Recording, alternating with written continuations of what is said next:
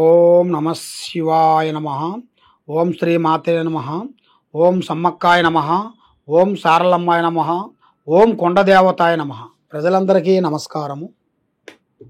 2025 శ్రీ విశ్వావసునామ సంవత్సరం ఆగస్టు ధనుస్సు రాశి ఫలితాలు.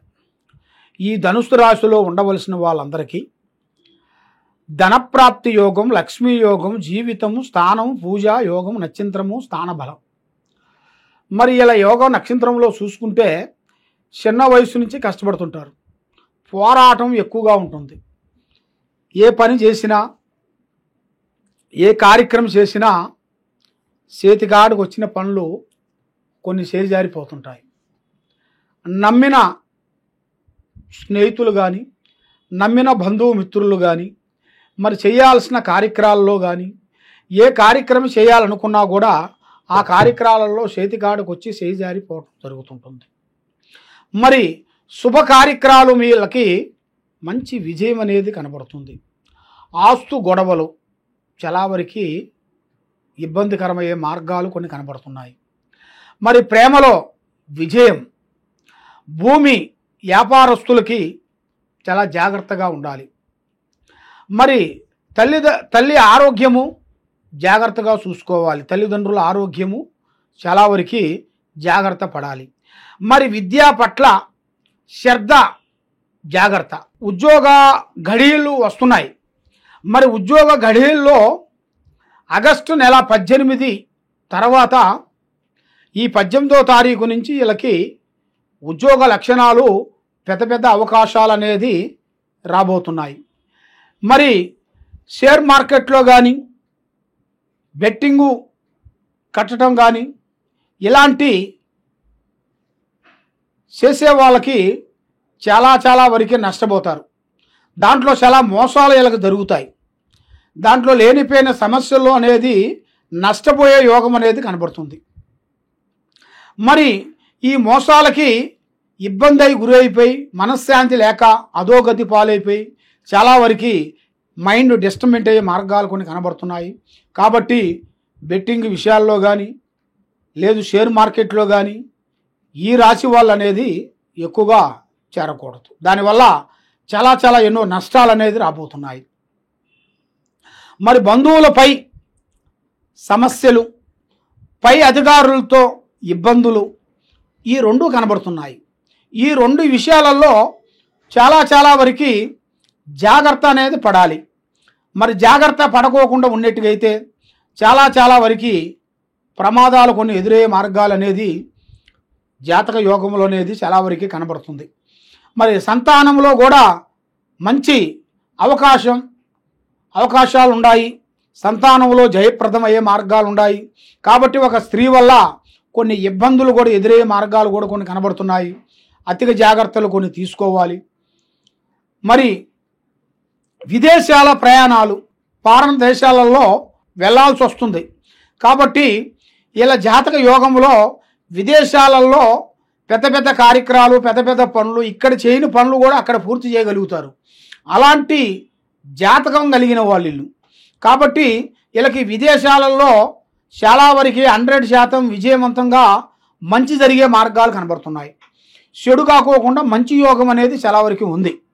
కాబట్టి మరి ఇలా జాతక యోగ నక్షత్రంలో చూసుకుంటే కుటుంబంలో భార్యాభర్తల మధ్యలో కొన్ని చిన్న సమస్యలు చాలా పెద్దగా రావటం, దానివల్ల లేనిపోయిన సమస్యలు కొన్ని తెచ్చుకోవటం, మనశ్శాంతి లేకోకుండా ఉండటం, మానసికంగా కొన్ని ఇబ్బందులు పడటం, ఇలాంటి ఇలా జాతక యోగంలో చాలా వరకు కనబడుతున్నాయి. కాబట్టి మరి వీళ్ళకి స్నేహములు అనేది చాలా తగ్గించాలి. మళ్ళీ ఇలా జాతక యోగంలో చూసుకుంటే ప్రజల్లో ఏడుపు, బంధువు మిత్రులలో నరఘోష ఈ ఎక్కువగా కనబడుతున్నాయి. దానివల్ల వీళ్ళు ఎంత కార్యక్రమం పూర్తి చేసినా అది చేతికాడకు వస్తుంది, నోటికి అందుకోకుండా పోతుంటుంది. ఎవరు నమ్ముతావో వాళ్ళే మనకి రివర్స్ అవుతుంటారు.